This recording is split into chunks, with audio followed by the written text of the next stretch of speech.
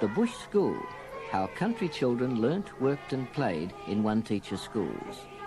From cowyard to schoolyard, prepared and presented by Hank Nelson.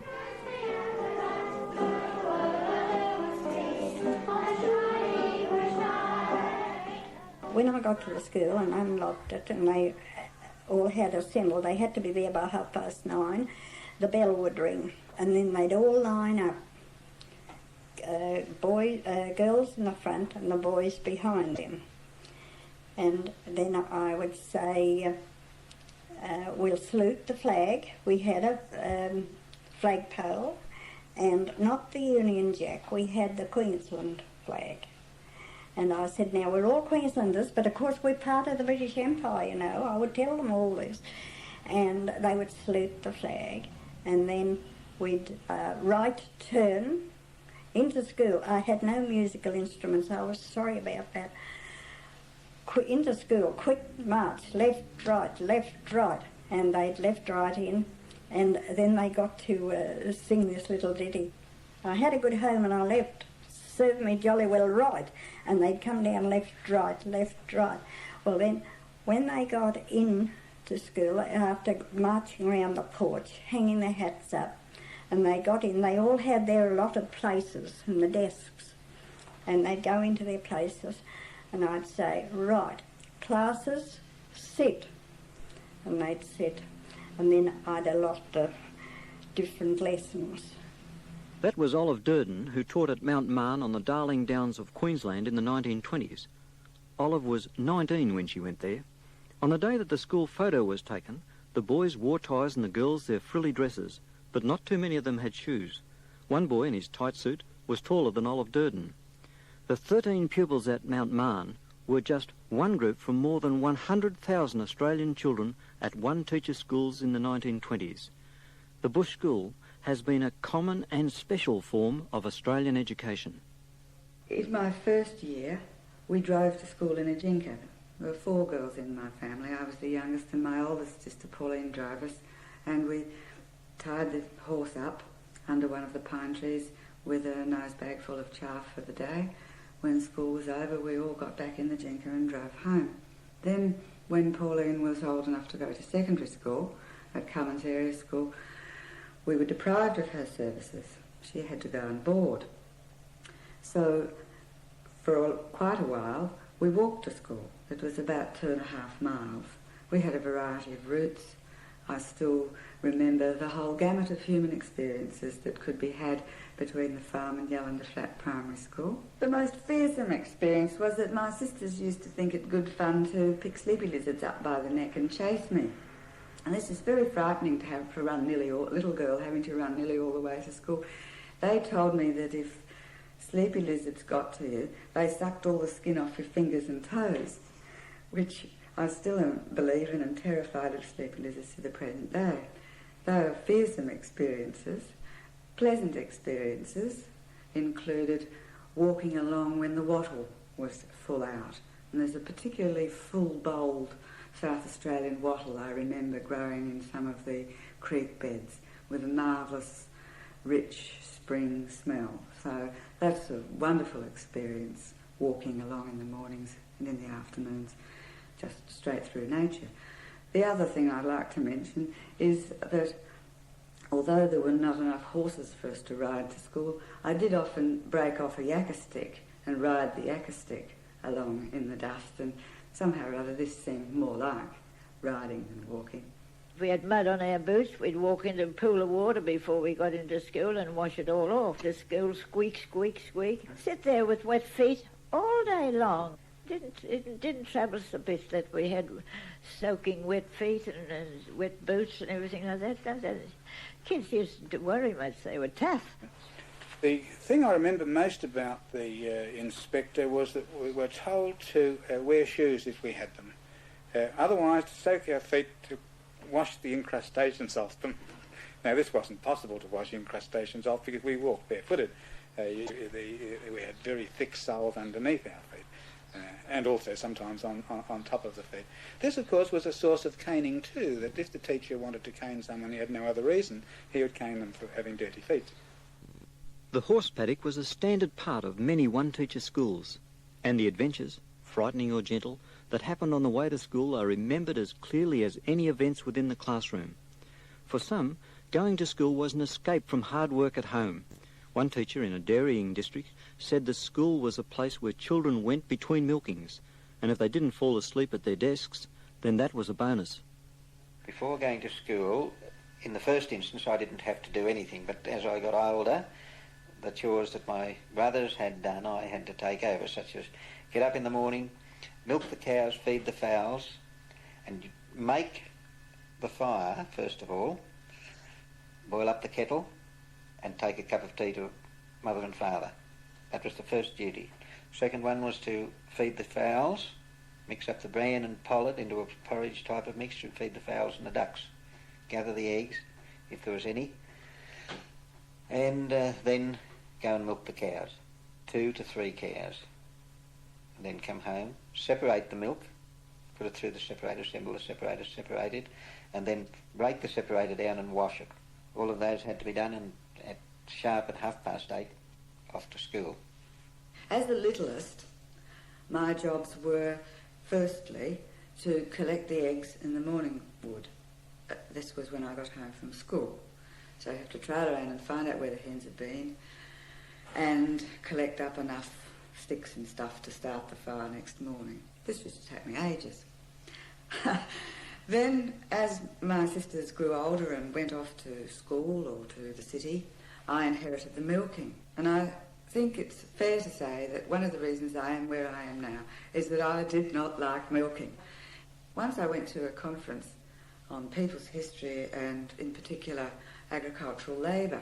And there were all these British historians going on about the fen work and so forth and so on. And I suddenly realised I've done it all, or nearly all of it. With pleasure, in retrospect, some of it.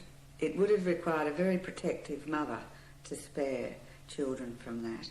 It was further normal for boys to get harvest leave at the end of the year, so that the numbers at school went down quite dramatically in November as the older boys went off to help with the harvest. In all states, the content of the lessons was set down clearly by the Education Department, and the teachers had to write out and follow detailed work programs. But inevitably, teachers varied because of their own interests and limitations and because of differences in their training. What pupils did in a bush school was partly dependent on the particular teacher that turned up at the start of the year, and that one teacher might stay for all their formal education. What I missed very much, I see now, were things such as music or art or poetry. I think we had the best of having one teacher, but the worst too. His personal resources perhaps were not so great. I remember every poem we learnt because I lived upon it.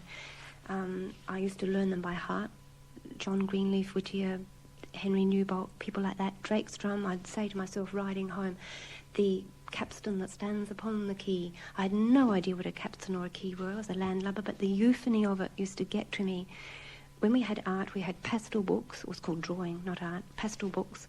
And I remember one terrible occasion drawing a marigold, and it was a great orange blob that Van Gogh might have been proud of, but it wasn't absolutely represented as it should have been, you see, and I rubbed and rubbed and rubbed in my pastel book to get it right and couldn't, and got the cane for that.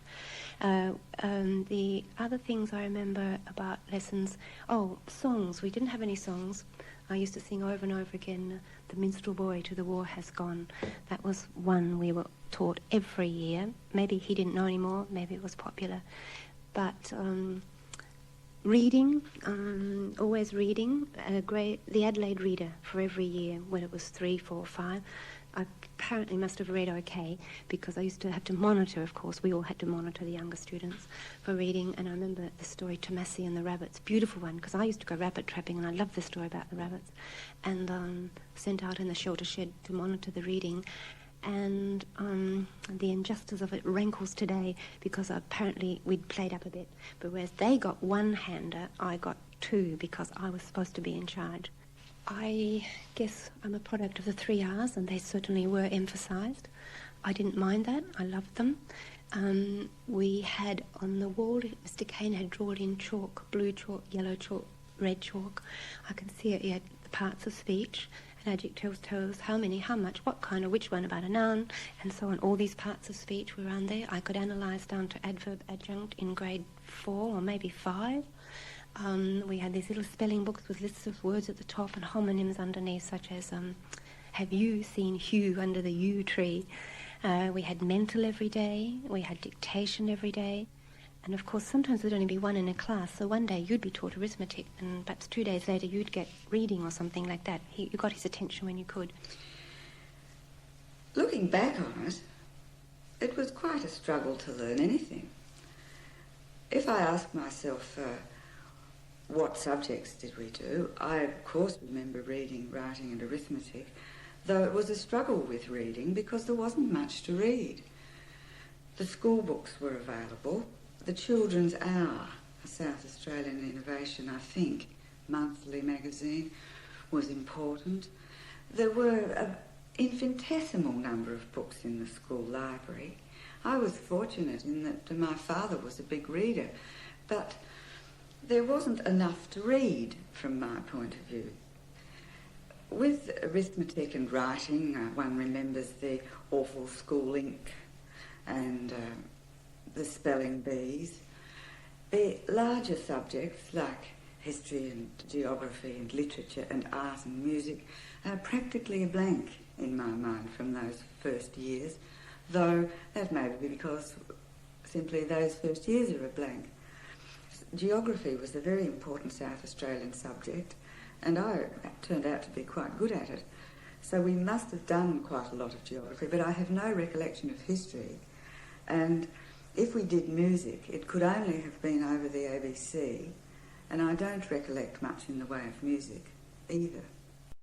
There was one resource that some bush teachers could exploit, and that was the bush itself.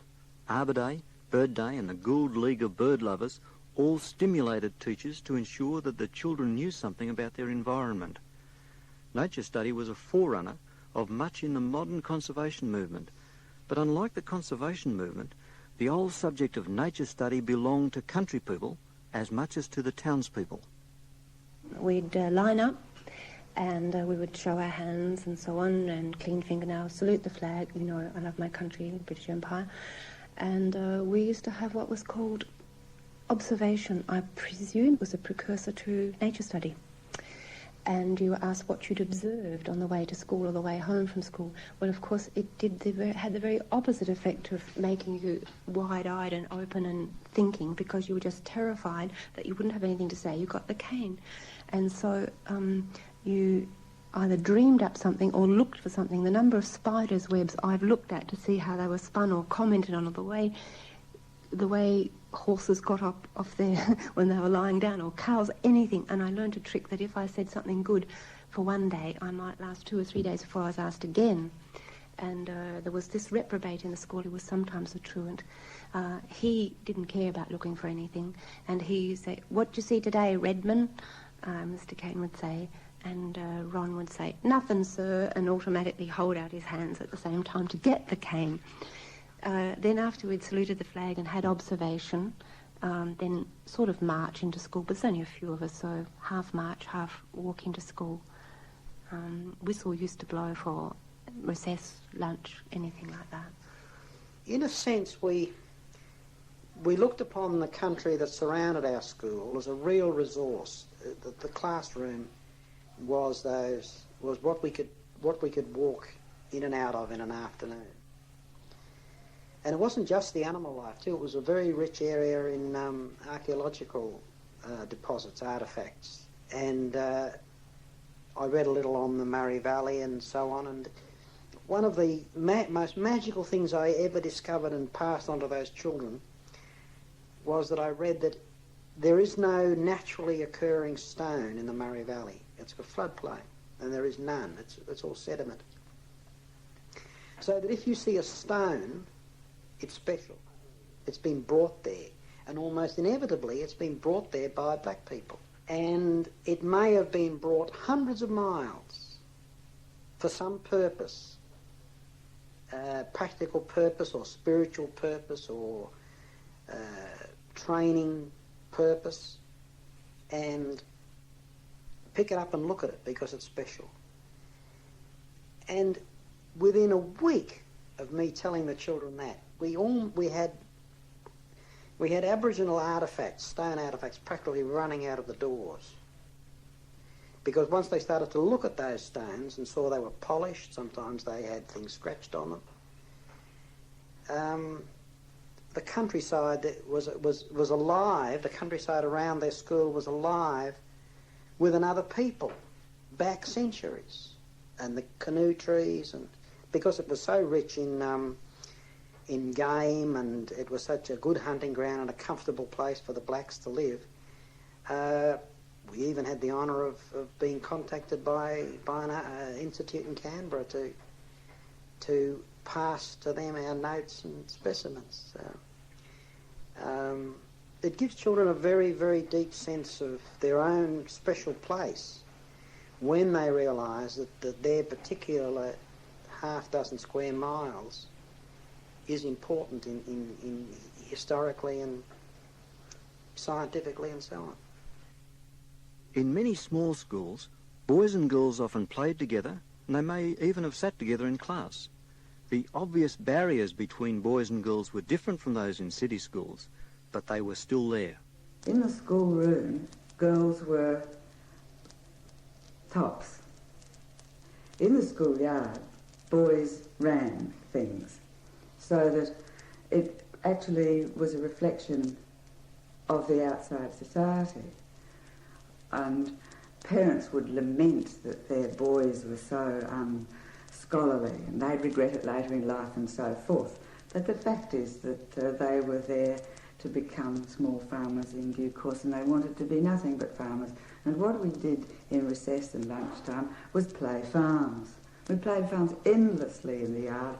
It was called Little, and it was an exact replica of what was going on the larger farms around the community. And the boys, of course, ran that area of our life. They weren't particularly interested, in my experience, in academic work. All through my rural education, it was the case that it was the girls who were scrupulous and interested and quiet and good, and the boys were mainly troublesome and at best didn't have too many ink blots on their books, and were quiet until allowed out to get on the real business of life, which is sport and farms. Most people in the bush schools rarely met children who were different from themselves. The teacher was the only cultural stranger they encountered. A friend of mine taught in a special school somewhere down in the city. Very good and interested, gifted bloke who took his work very, very much to heart. And he brought a bunch of kids, of the kids he taught. They were basically mentally subnormal kids, up to Turrumbry to camp on the river. And we thought, they came one Easter, and then we thought, well, come like a couple of days before and we'll integrate a day with the kids at our school. So we thought, we'll play these kids cricket. Our kids said, we'll play them cricket. So here were coming these kids that would be with calipers and couldn't talk, and these were like almost veggies, you know, coming up there, and our kids were going to have to look after them, and it was going to be and our kids were all ready to do a full paternalist number on these kids. Well, the bus pulled up, and out poured these kids. Well, they were all sizes and ages and rough, and they slaughtered our kids. That cricket. I mean, they were as undisciplined. They were all over the bloody show, but boy, did they set our kids back. And I remember afterwards one of the kids said, by gee, those kids were murder. Who says they've got to be looked after? So we had this sort of sudden awakening that out there in the big bad world were people less well off than them, but still had no problem physically dominating these little bushies. In these tiny communities, anyone who could play sport was welcome. Anyone who had any musical ability whatsoever was doubly welcome. And the glimmer of sophistication that was brought by outsiders was also welcome. Teachers were respected for knowledge and for experience of the world, even though most of them were so very young. I remember one teacher who had many skills, but her only musical skill was tap dancing, and we all admired that enormously. The amateur hour for the annual basketball fundraising would require performances, and she got up on the Yallenda Flat stage and did tap dancing, and we all clapped like mad. We admired that. But these are fairly egalitarian small farming communities where there isn't a resident middle class. In the larger country towns there was some sort of middle class, and their teachers were of the same status as the bank officers. In Yallenda Flat, what they were was a flash of light and colour in our rather small and small-worldy situation. I feel a great link, really, with Miles Franklin and her experiences in my brilliant career, all that of a very small community where any outsider is, in the first instance, welcomed. No student at a bush school could be lost among the mob, and for that reason failed to learn to read and write. Older children helped younger, and in those years when corporal punishment was common, the cane or strap was swung less often in the one-teacher schools. Set against that were limitations in competition and resources. I was needed in a bigger school, in a bigger school where they had sufficient kids and they didn't need you. Well, you just left out. But in a small one-teacher school where you were needed, well, you made an extra special effort to be good at it. Even though, with a stiff leg and on a crutch and so on, you had to go fielding after a cricket ball, it was done. But you would be seen as, you wouldn't be able to do that in case you hurt yourself. So on. But in a one-teacher school, the teacher wasn't there anyway. The teacher's in the classroom having a breather and a cup of tea. I was forced to use individual teaching techniques from my first moment of teaching, so they stayed with me through, so that when I had even a school of 40 children and there were 2 of us, I still grouped and had everybody moving at their own level and so on. They were the great benefits of the rural system, because the techniques you were forced to use were so progressive and child-centred that they did well. In the long run, I think I gained something very special, and that I'm glad that I didn't go for my whole schooling to an asphalt jungle. I think that I was well behind, educationally speaking. In fact, I was so far behind, educationally speaking, that when I eventually got to Adelaide, aged 14, I simply didn't have the subjects which would enable me to sit for the matriculation exam and had to repeat a year. So I have words of praise for teachers all along the way, but the system really wasn't geared for academic attainment. It kept me healthy. I played a terrific lot of sport. Sport was the real hierarchy. I learned the facts of life fairly quickly. My father thought that you didn't have to teach people the facts of life because they could learn them from the animals on the farm, but I was rather slow in that respect, and it required the school bus and so forth to clarify it all, and the larger community. So I learned some things that were perhaps premature. I didn't have a protected childhood, I don't think. It was open. I think the negative would have been that having one teacher, if he was a good teacher, you had a good school. If he didn't have personal resources or imagination or everything, of course you suffered more. So it depended very much on that one teacher, what kind of a school was going to be run and what kind of kids were going to turn out of it. As far as the curriculum was concerned, that would be the negative.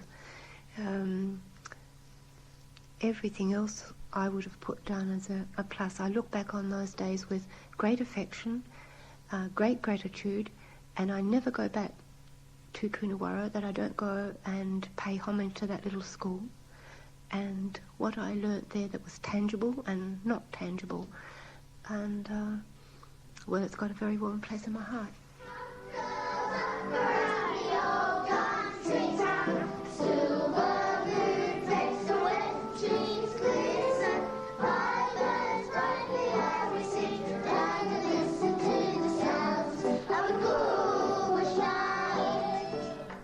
In this program, From Cowyard to Schoolyard in the Bush School series, you heard the voices of Olive Durden, Jill Rowe, Mary Carroll, Fiore Rinaldi, Leith McGillivray, Albert Spear, Walter Gable and Cliff Green.